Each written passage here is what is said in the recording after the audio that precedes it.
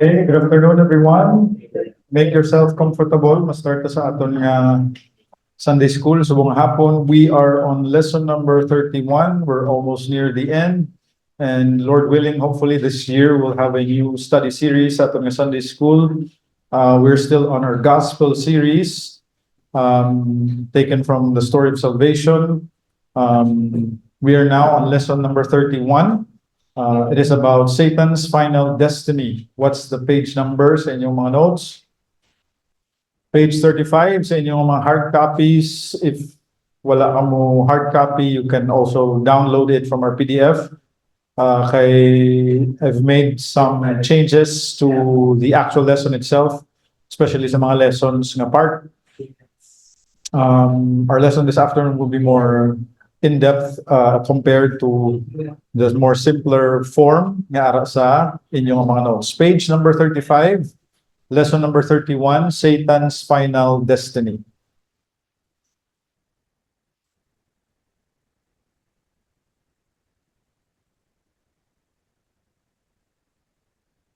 Okay, let's start with a question. What do you think will be the end of Satan be?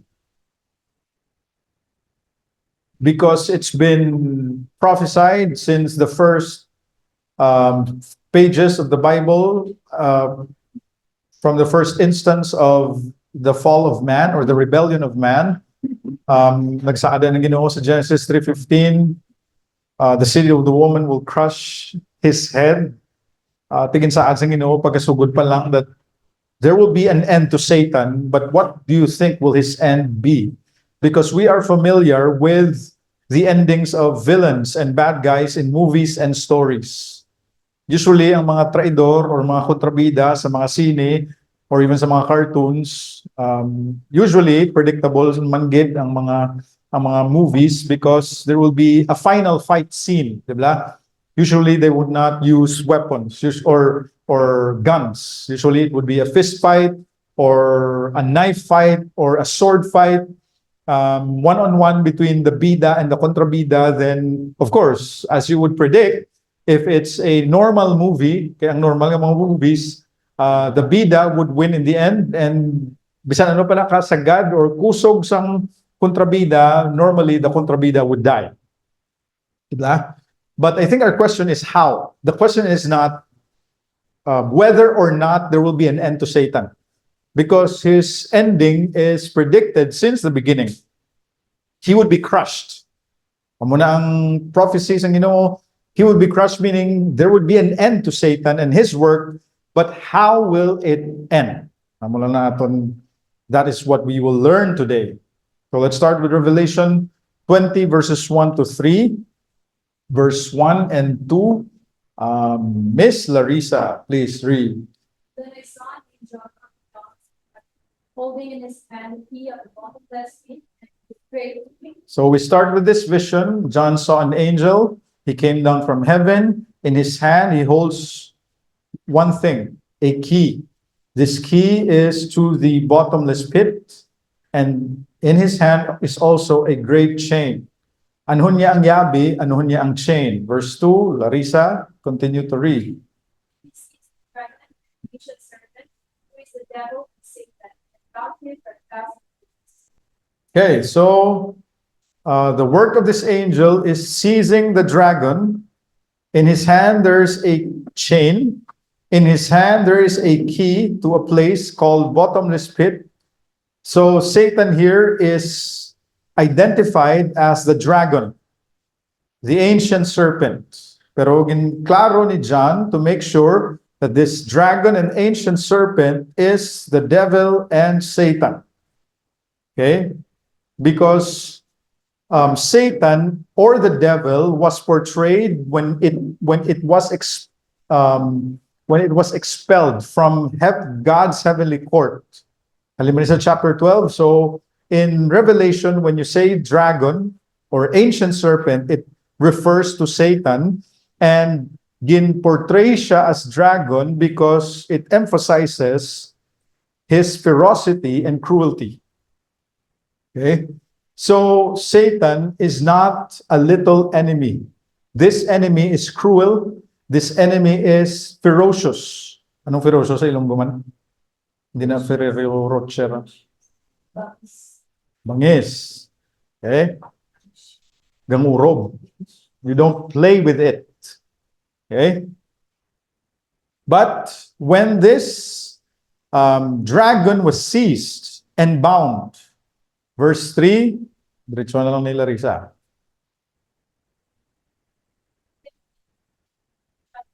Sealed it over him, so that he might not deceive the nations any longer, until the 1,000 years were ended.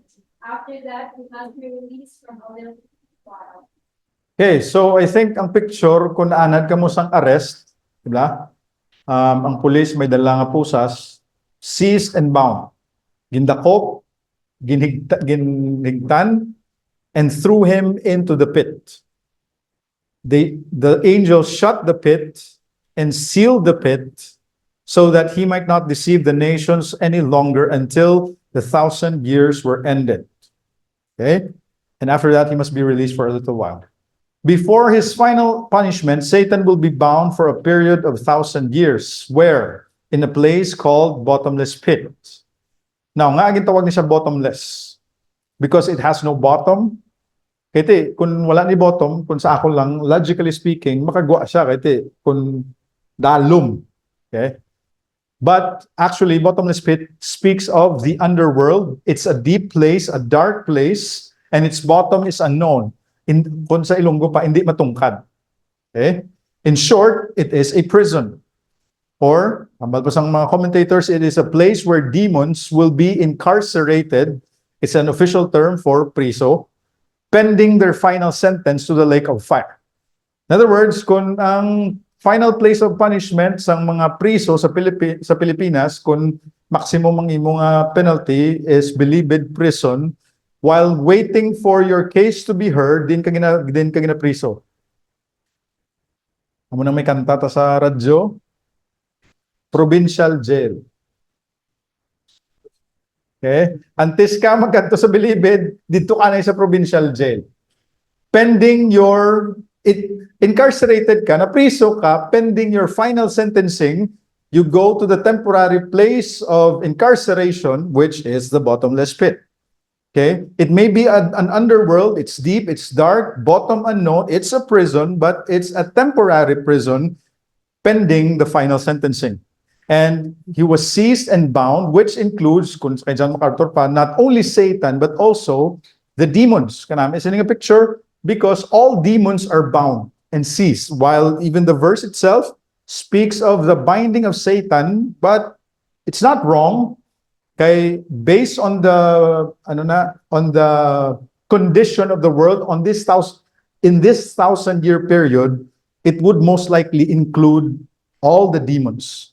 And God's purpose in binding Satan and his demons is that he might not deceive the nations any longer until the 1,000 years were ended.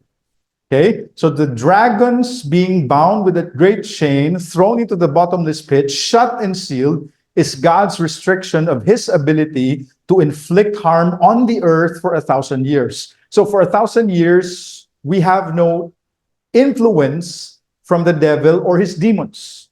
What kind of world would that be? Their imprisonment will dramatically change the world during the kingdom, since their destructive influence in all areas of human thought and human life will be removed. That place would dramatically change. Kagte, feeling ko sa sining 1,000-year periods, ang mga Bisaya wala na sang ipamuyayaw nga yawa. Kagte, wala yawa sa 1,000. Diba? Wala yawa sa 1,000 katuig. Wala demonyo sa 1,000 katuig. There will be no fallen angels in a period of 1,000 years. So it would dramatically change the condition of the world during the kingdom period of 1,000 years. Now, premillennials, meaning those who believe that Christ will come and reign on the earth before the 1,000 years will start, believe this to be predicting a complete removal of Satan from the earth during an age where they call golden. It will happen in the future. Kaya wala pa nagbalik si Jesus. Jesus comes back, reigns for 1,000 years, and this 1,000 year will be a golden age in the future for a millennia. meaning 1,000 years, where the condition of that 1,000 years will be what? First, social righteousness, international peace, and physical well-being with Christ being king. That is the fulfillment of him being the actual Messiah, because Messiah is king.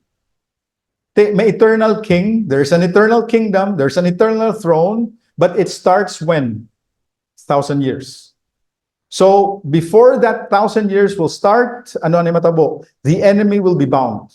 Satan will be bound, seized, and thrown into the bottomless pit for 1,000 years. So because there is a complete removal of Satan from the earth, it will be a golden age.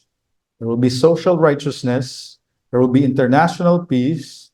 I-restore ang kalibutan. Physically, ang tao and the earth will have a good condition, and Christ is king on the earth. Kaya Lash, ang words ngayong gamit dere, shut it and sealed it over him, picture a removal of Satan from the earth that is too complete to represent the current age. Nga, there are those who believe that there will not be a future literal 1,000 years. Sino ni sila? Ang mga post-millennialists believe that there will be no literal 1,000 years. But that what Revelation 20 verse 1 to 10 is saying is it will represent a long period of time where Christ's rule in the world increases when, number one, the gospel increases in its influence. Para sa Ilaya, the reign of Christ is when the gospel spreads out. And as more people believe in the gospel, more people will be righteous and society will be transformed. Ang mga post-millennials, kapati, the millennial kingdom can happen now. So as the gospel increase, mas damo gapati kay Kristo Jesus, more societies are transformed. And as more societies are transformed, righteousness will increase. Or, ang amillennial, meaning, wala sila gapati sang literal millennium, muna gintawag sila amil, it's not that they do not believe in a millennial reign, but that they believe this is just a symbolic reign. Where is Christ reigning? Christ is ruling from heaven. Right now, Christ is already king para sa ila, which is partly true. Hari naman gid si Kristo Jesus sa langit. And Satan is currently bound para sa ila gatabo na ni. In the sense that he cannot prevent people from hearing the gospel and believing in Christ. They are convinced that Christ will not establish a literal 1,000-year reign after his second coming, but once he comes back, diretso na. New heaven and new earth. But ang premillennial, gapati, 1,000-year first, Christ will reign, he destroys the old earth and the old heaven, then creates a new. Okay? And, tapos ang nagalit. So, tatlo na ka-views. But, when you discuss this lesson sa inyong mga estudyante, there's no need for you to go through those three things. Just pick one view and stay with it. Because more likely, I would likely to believe that there will be a literal 1,000-year reign of Christ, which I could be proven wrong kung magbalik na giman si Jesus. But as of now, I'm still believing that Christ will come after the tribulation, and when he comes, there will be a 1,000-year reign on earth.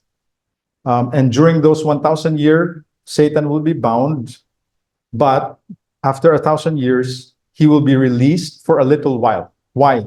So God can make a permanent end of sin before he starts the new heaven and the new earth. Verse 7 to 9. Teacher Jima. Satan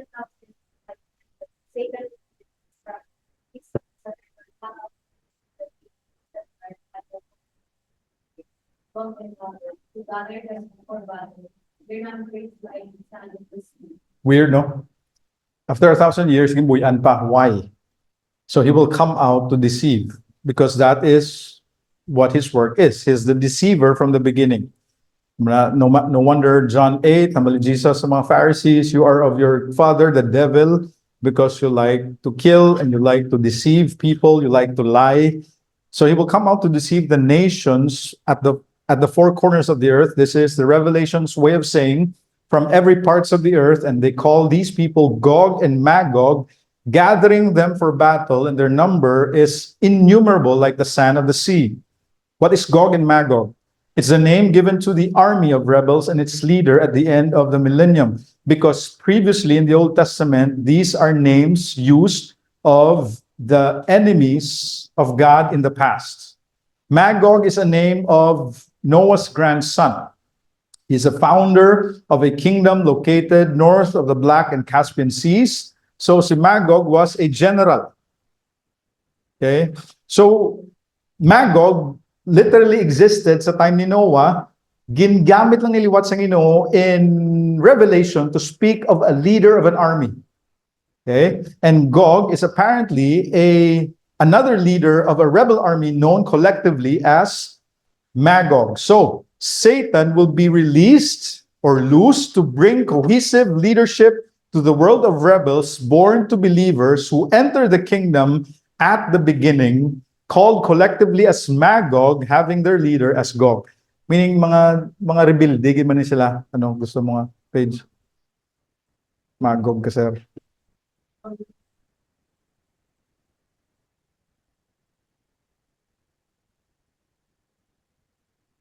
Collectively, they're known as Magog, but Magog was an actual descendant of or grandson of Noah. So it's another way of saying Satan will lead an army of rebels to God. Okay? Verse 9, Teacher Jima.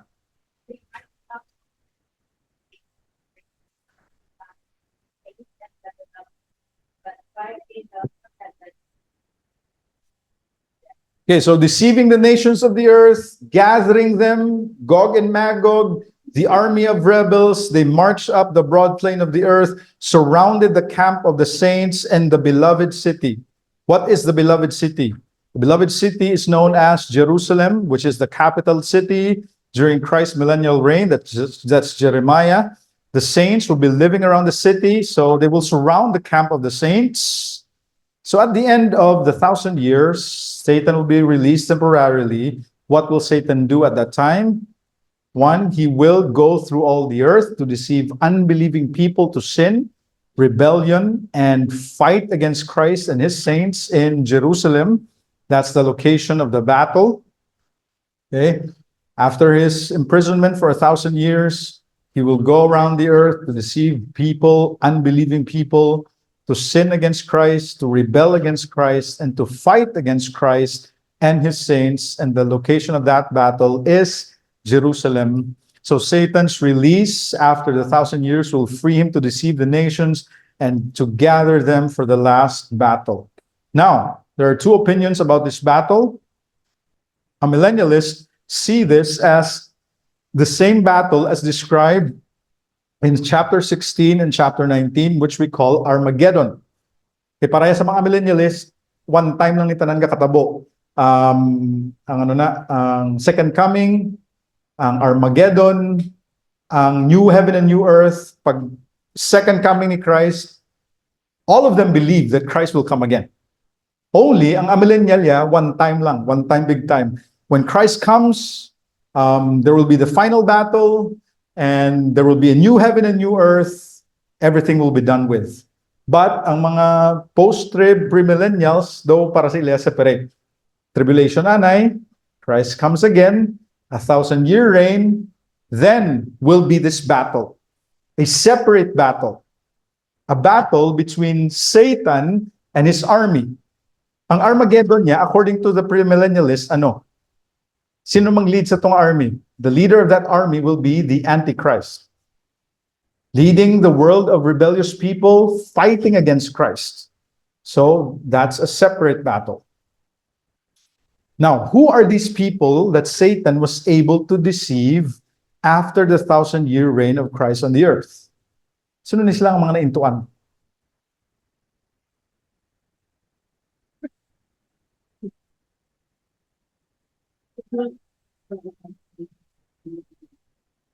Wala ka nagbatong kay Jesus, nagbilin sa rapture. Kung wala ka nagapati sa rapture.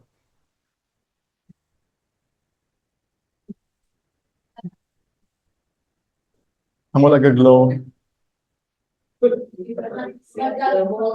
Mga galibol. Sino ni sila? Nga may naintuan pa si Satanas. Ha? Ulihing tubo. Huring tubo. Ang wala mo na tubo. Okay, are. All who survive the tribulation and enter the kingdom will be believers. However, despite that and the personal presence and the rule of the Lord Jesus, many of their descendants will refuse to believe in Him. Okay? Glorified sila, but they're still able to bear children. So, wala silang napugutan ulo during the tribulation, and I would believe that there are people who would survive the tribulation. They enter the kingdom, which is the 1,000 years. Jesus is king, but it doesn't mean that automatically their children also believe in Christ. So Satan will gather these people, or ang tawag sini, unbelievers. Meaning unbelieving children of believers. Okay? For one final futile rebellion against God, it will be quickly and decisively crushed, followed by the great white throne, judgment, and the establishment of the eternal state. Namiyan gusto ng explanation. Satan is loose to reveal the character of Christ-rejecting sinners who are brought into judgment for the one last time. Okay? There's a reason why Satan was temporarily bound, because he will also be temporarily loosed, because loosing him, it reveals the character of the children of believers. Ti ari ganiya si Kristo na gani muhari, hindi si Washira, hindi si Trump, hindi si Marcos ang presidente, but the king of the earth during this time is Christ, but it doesn't guarantee that your child will accept this king. Because being deceived by the newly loosed enemy, nagather sila a number of army innumerable as the sand of the sea. So, damo ang maintuan.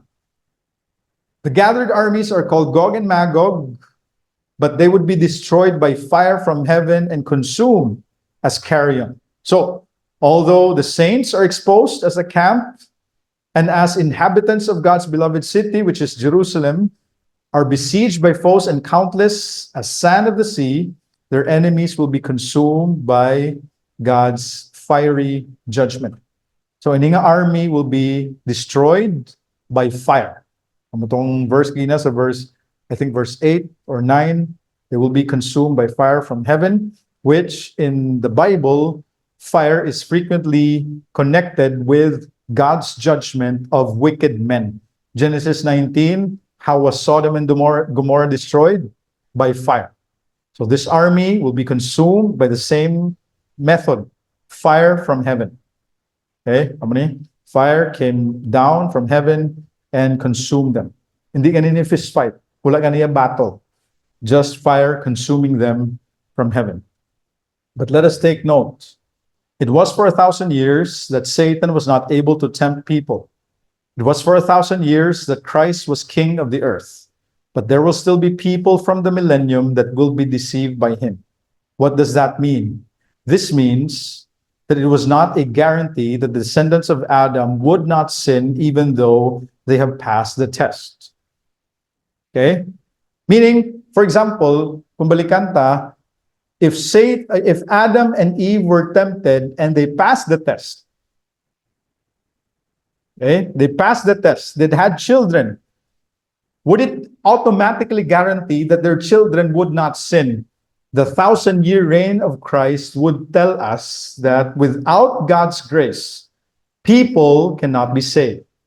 People cannot be secured.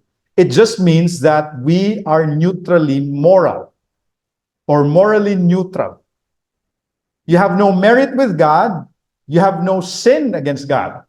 Wala ka to nakasala sa iya because you obeyed Him, but it did not give you any guarantee that you are saved. Because if anyone would be saved, it must still be because of God's saving grace. Okay? Because everyone without God's grace will still be liable to the deception of the enemy. And one condition of the earth that can prove that is the 1,000-year reign of Christ. Okay? Believing parents, Christ as your physical king, but it did not guarantee that you will obey God. Nagrebuildis lagi apon, innumerable as the sand of the sea. Okay? Isaiah 14. Ms. Minchin, liyo ko basa.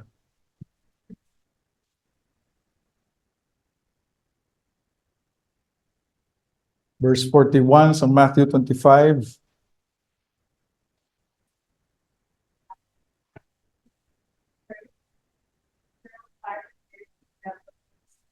Okay, I think Isaiah 14 speaks of a certain kingdom or a certain king. I think this was the prince of Tyre. Sa iyang arrogance, kag sa iyang pride, God brought him down, and they say that this is a double reference to Lucifer on the first time around when God punished him.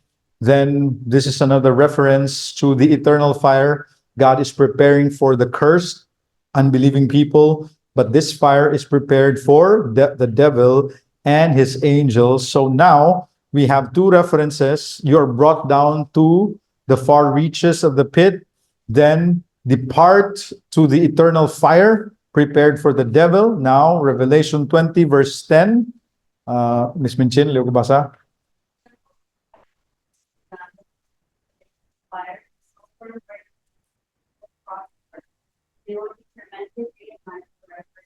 Okay, so the army of Satan will be consumed by fire from heaven.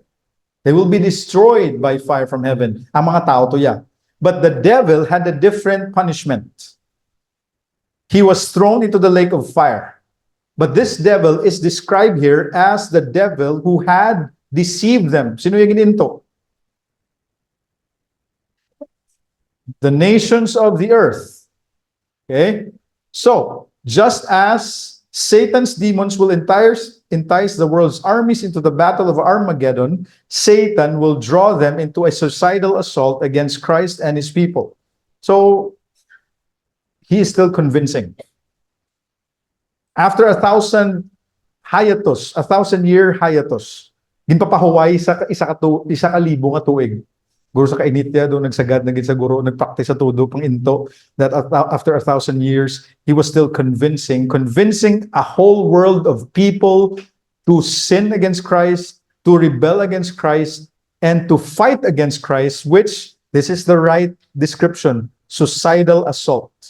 Nablang, kablo ka na gin mapirde ka, ginsigi mo gyapon. And I think there's a Japanese term for this. It's called harakiri. Nga para sa ilaya mangin matay na lang ko, it's a suicidal attempt. I will die anyway, so I will bring you down with me. It's a hit or miss. Imbis nga magamit sila rockets or missiles, ang mga fighter planes sa mga Japanese, they dive straight into a ship, so bringing down the enemy ship with them. But this is a suicidal assault against Christ and his people. So finally, the deceiver will be thrown into the lake of fire and sulfur, and this will be his condition, described in 1, 2, 3, 4 words. He will be tormented day and night. Take note of this. Ano ning meaning sang tormented day and night? It will be a torment that is continuous and unrelieved. And this is the description of the torment in the lake of fire. It's unrelieved, wala kapahuwayan. And it's continuous. It will be the final state of Satan, the final state of the fallen angels, and the final state of unredeemed men. Okay? So, what do we learn here about the nature of Satan's final punishment? Number one, Satan's opposition and power will come to an end. Okay? There is an end to his evil work. There is an end to his power. The Bible does not deny the power and the wiles of the devil. Okay?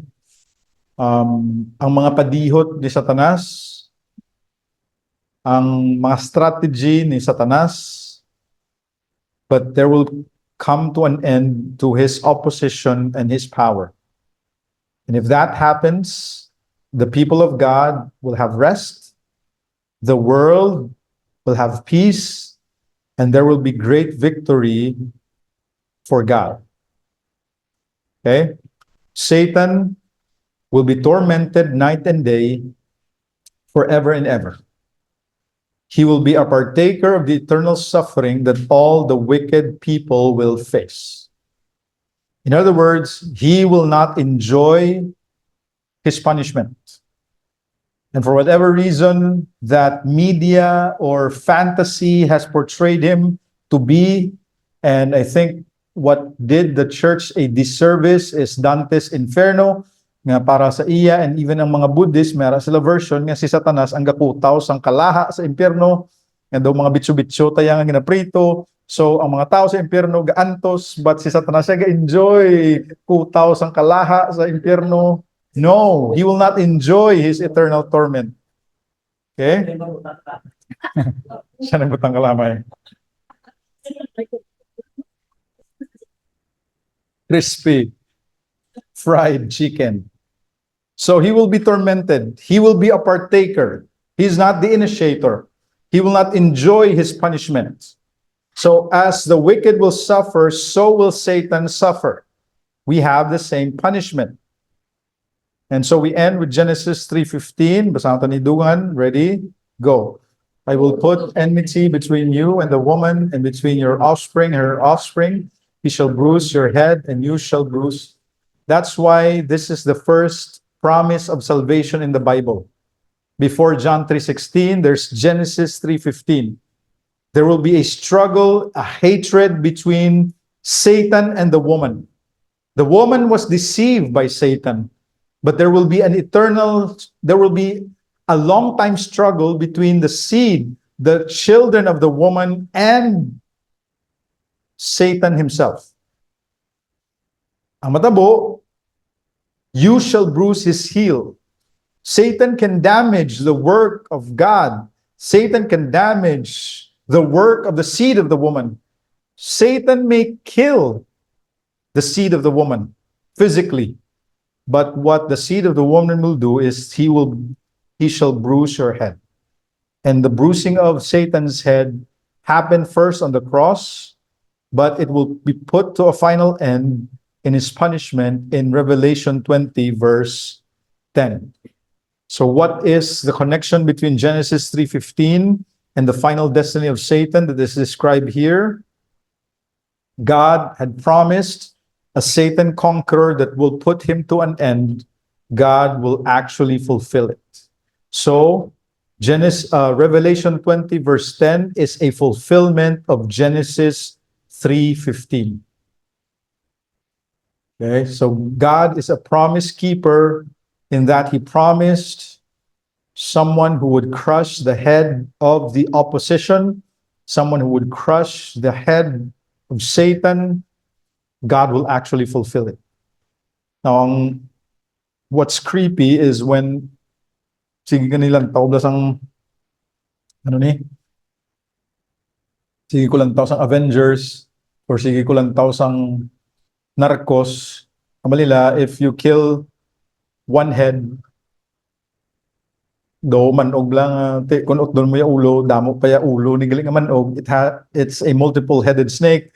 You kill one drug lord, you give rise to 10 more drug lords.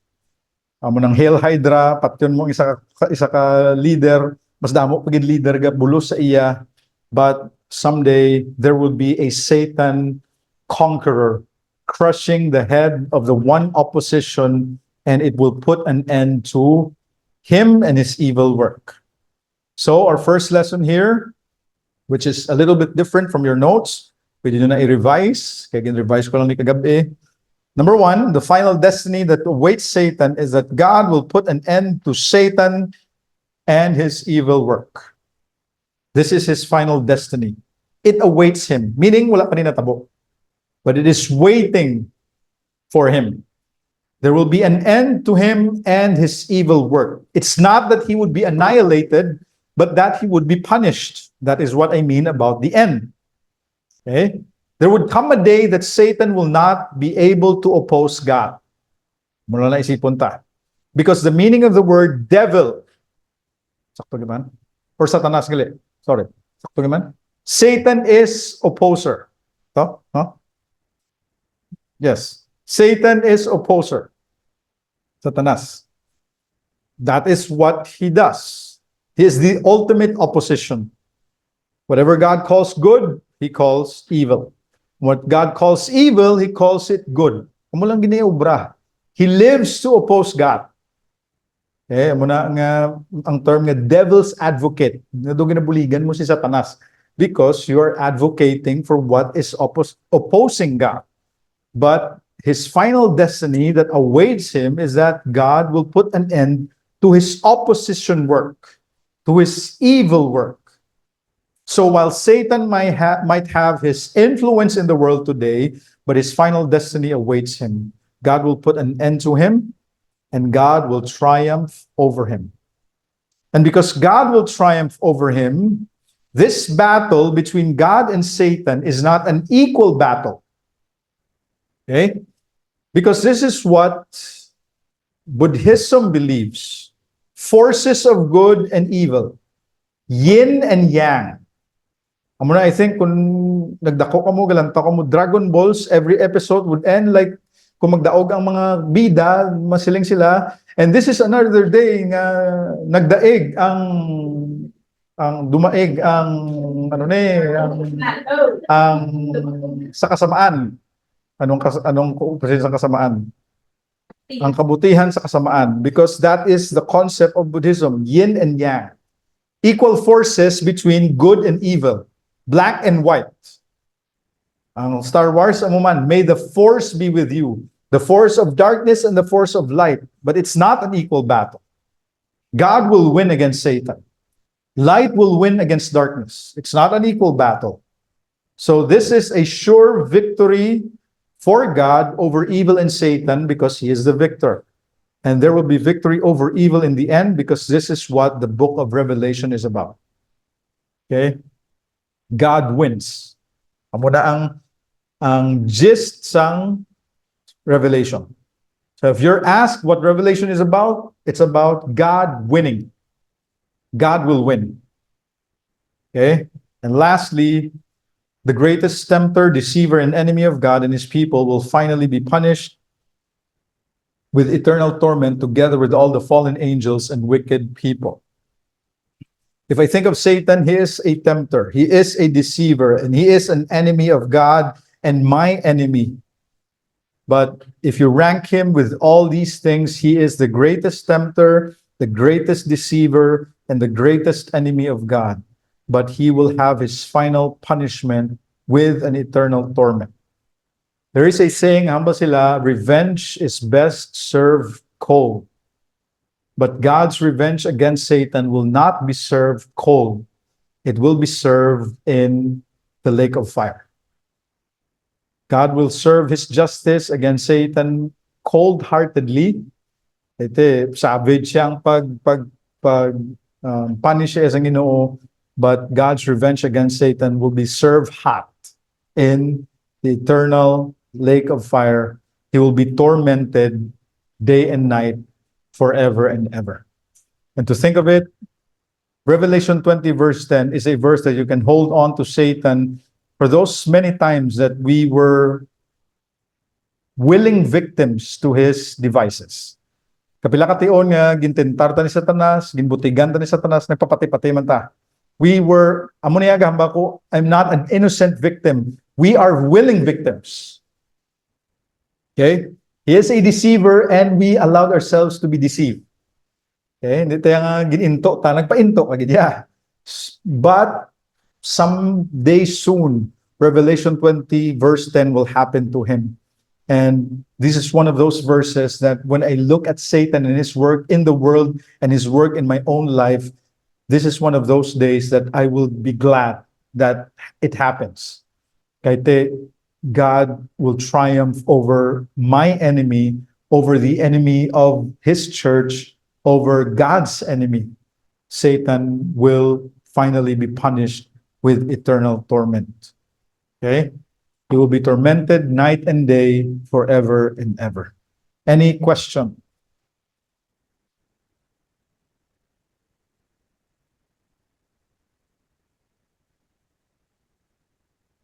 So again, kung magtudlo ka muna sa inyong ginatudloan, there's no need to discuss premillennialism, postmillennialism, or amillennialism because just pick one. It doesn't matter to them anyway. Kaya pa man natabo. Just know that it speaks of Satan's final destiny.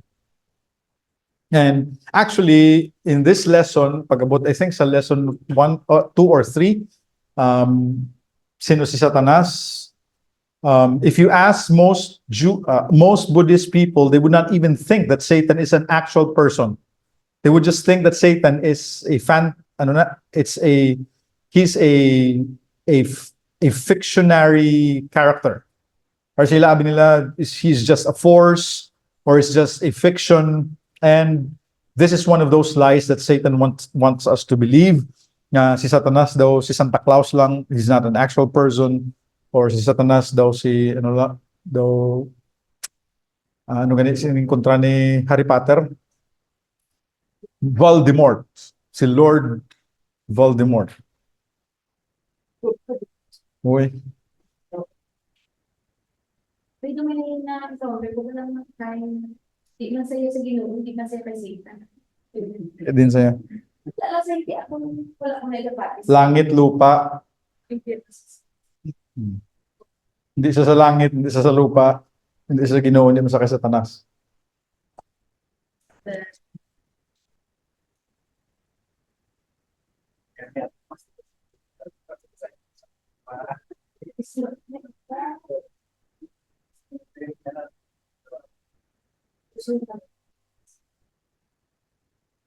Any question? Pastor, ang unbeliever naman ay nasubok. Pero si Satan sa so it's not ang unbeliever. No. Amo na, I think sa Revelation, nag-clear kundi ini nga lugar. If an unbelieving person dies today, he goes to Gehenna. That's hell. Or the place of the dead where they will be tormented temporarily.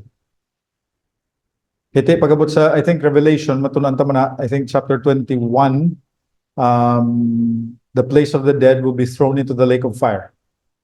The lake of fire is the final place. Ang current subong intermediate state, ang mga tawag nila, or the ano yun ya? The instant death of of any person, you will go to the place of the dead. Sa Old Testament concept, it's Sheol or Sheol. Sheol is the place of the dead. Manamali David sa Ginoo, in the place of the dead, how can someone praise you? Because the Jews had a concept, or any culture for that matter, matawag nila afterlife. After we die, we go to that place. Galing, where that place is, depende. Is that paradise or is that hell?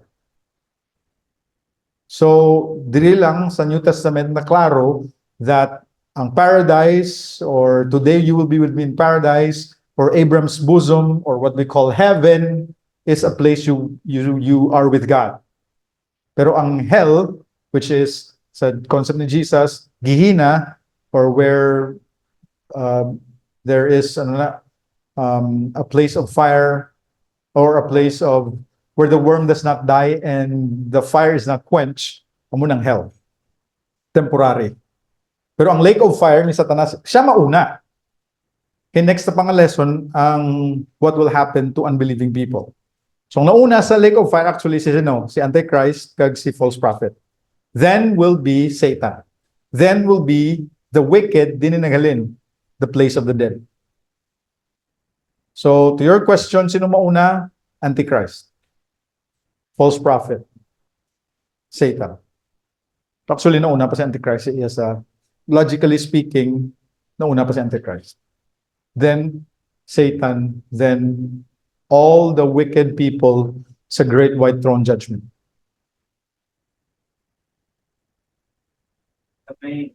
Unless you're a millennial, it's just one event, one time. Tingog. 100 year, 1,000 years. 1,000 years ito pag-reign ni Jesus. Ano mga tawag mo protect? Or The believers are glorified. But may mga bata sila, ang maupod kay Jesus panaog. Siyempre, reign with him 1,000 years. And ang mga napatay to sang tribulation, ang ginpugutan ulo will amotong first resurrection, ibanhaw sang Ginoo will reign with him for 1,000 years. So ang mga ginpugutan ulo nga gin-resurrect kag ang mga nagupod kay Jesus nga gin-glorify, hindi na sila manganak. Kaya ang glorified body, hindi na amo naman ni Jesus, hindi ka na mag-marry or given to marriage. So friends forever na to sa 1,000 years. But if you survive the tribulation, glorified mo lawas po na survive mo tribulation, may anak ka na. Makapanganak ka pa. And sa 1,000 years, amo ni hambal nila, what was the age of Noah? What was the age of Adam when he died? 900 something. What was the age of Methuselah when he died? 969. Kaya quiz na sa amon. Pero ay may nakalabot 1,000. And I think what the 1,000-year reign of Christ will be one age of humanity nga nakalabot ta 1,000. Whether that is literal or not, kay because of sin, ang tao wala nakalabot 1,000. Si Methuselah, hindi si Joseco, kulang 31 years. 969 is 31 years short of 1,000. Amo na, when Christ reigns on the earth, He restores the condition of the earth. He reverses the curse. Wala na curse ang ground. And for the first time, na-experiencehan sa kalibutan, what was the earth or what could have the earth been like? Sabi no? What could have been like? Kung si Adan wala nagpakasala. Pila edad ni Adan pagkatpatay? Ang tawa biliw? I-Googles. 97. Ano ang mali Googles? Pila Adan ni Adan when he died? 930. Kulang sa 60 katuig. Okay? Si Methuselah 969, kulang sa 31 katuig. Kaya siya ang oldest mo. But for the first time, man will live up to 1,000 together with their children. Tungod kay this will be an age nga wala pollution. And the weather will be perfect. Wala, gapati ko, sa sininga time, wala sang lugar nga sobra kainit, wala man lugar nga sobra ka tugnaw. Wala PM 2.5. Wala natural disasters. Wala gira. Okay? Wala gira because there will be an age of, balikan to. Are.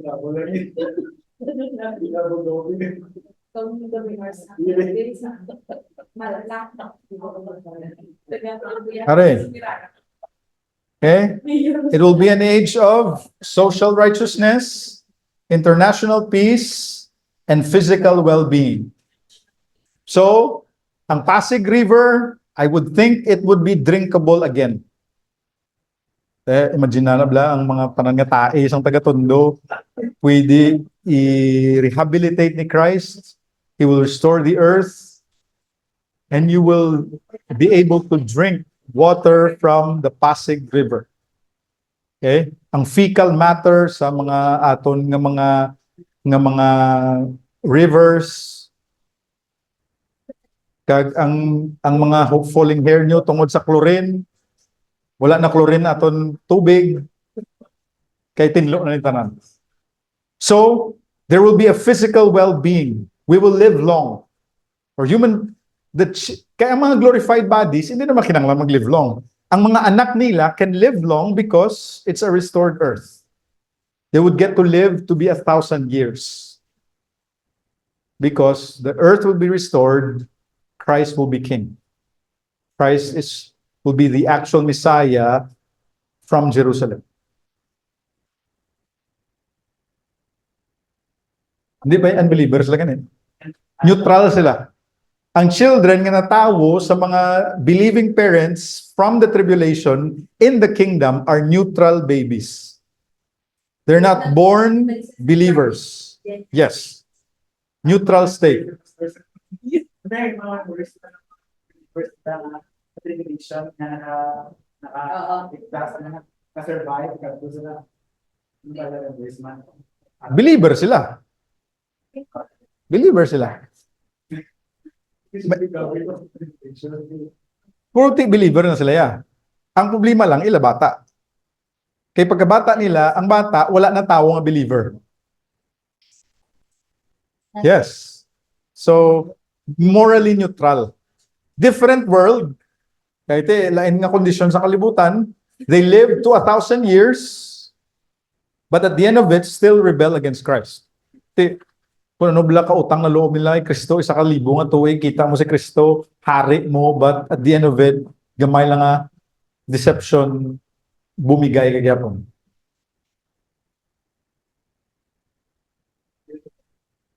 Any other question?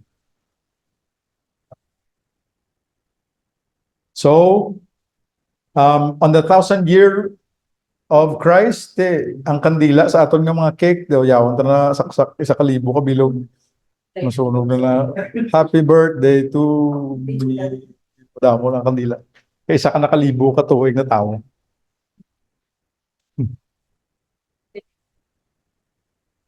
Yawan na blow si Asis ang akon cake. Millennial. Amo ning totoo nga millennial. Millennial birthday.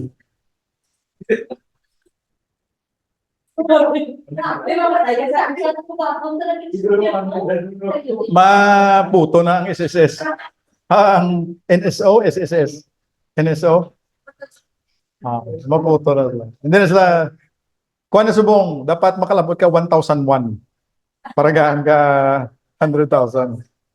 Kaya matapos ang kalibutan sa 1,000 year mo. For 30 years old, bigla mag-start in the age. Ako may bumba. Any other question? Daniel.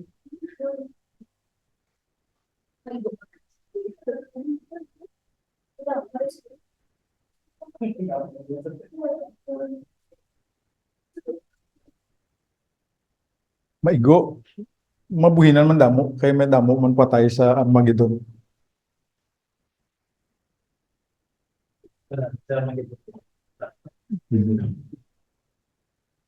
Any other questions?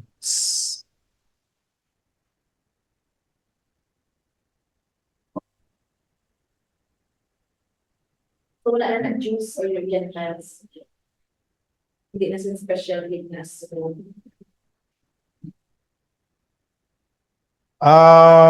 Pag-abot sa new heaven and new earth, the new city will still be called New Jerusalem. The gates, the walls will still be named after apostles and tribes. So may Jews and Gentiles gapon, but there's one people. 24 elders, ang tunga is 12 tribes. The half is 12 apostles. Or 12, yes. So, Jews and Gentiles, but one people. Matawag sila, ang masang ibang church and saints. Ang saints is Old Testament, ang church is new, but I would like to believe, pag siling mo saints, it's just one people of God. Whether you're Jew or Gentile, you're a people of God. One nation.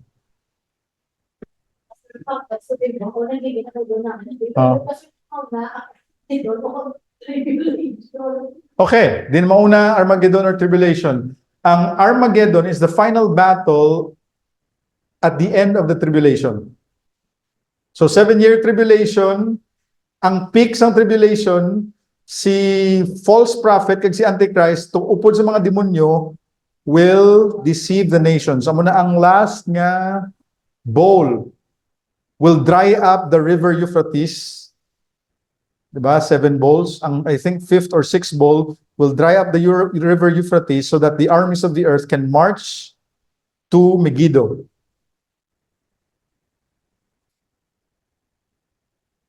Sa Israel.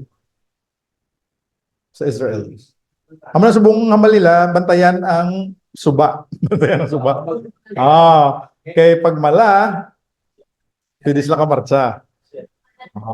Gamala na subong. So, amo na bantayan yung suba. Galing mo yun.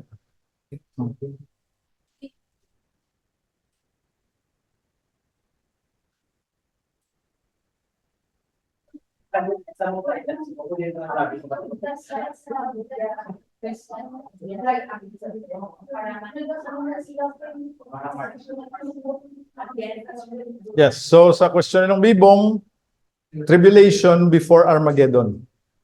So Armageddon is the final battle between the Antichrist and the rebellious world against Christ. Ang iniya, ang final battle sa Revelation 20 is Satan against Christ.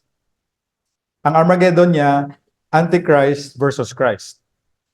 Although ang Amil, gapati sila, it's just one battle. Ang post-mill, ang pre-mill, gapati ya, separate battle or 2 battles. Okay? But we'll know it when it happens. We'll know exactly when it happens.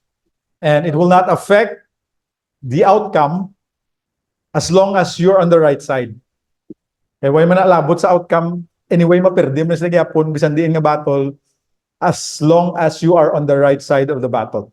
Just don't end up at the wrong camp in the battle. Okay? Amo na importante da. Okay? Any other question? Basta dumduman yung Armageddon has nothing to do with Bruce Willis. Okay?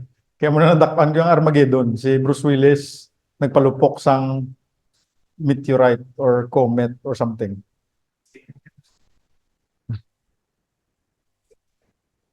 Oh. Diretso na impyerno mga tonto nila. Mga traidor. Batasan traidor. Go with the flow.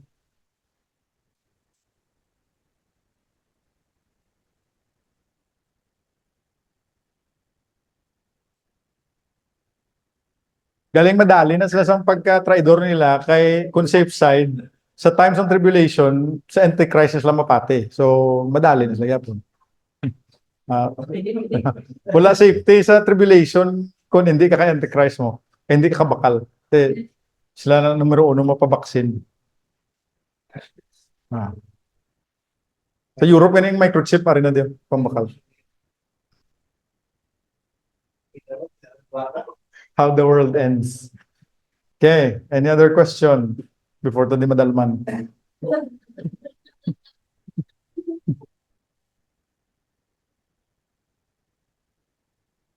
Gusto mo nila?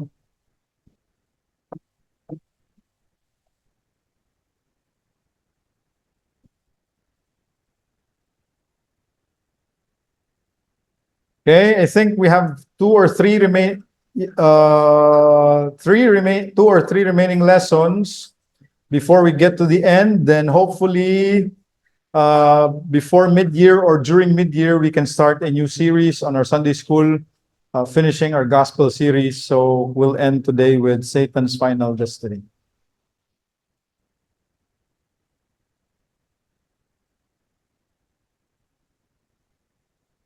Sige, kumain na. Pangabayon ta si ng Julie sa pag-pray.